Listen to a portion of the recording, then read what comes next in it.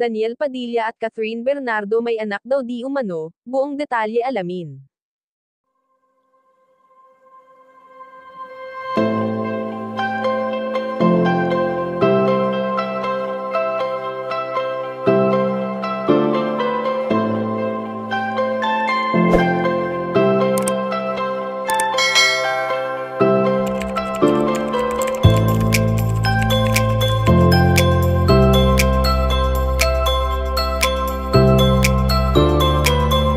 Maingay pa rin na pinag-uusapan ngayon ang tambalang Katniel na sina Daniel Padilla at Catherine Bernardo sa biglaang paghihiwalay ng ex-lovers na ito.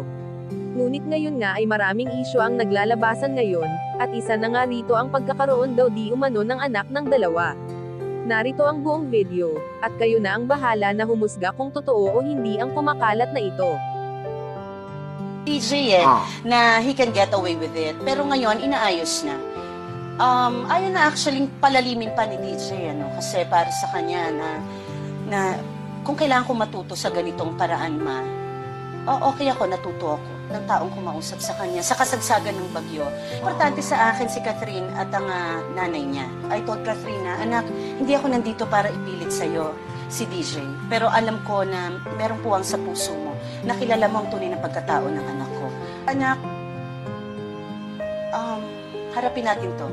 Harapin natin to, nasa tabi mo ako. Ay mabuhay sa kasinungalingan, anak.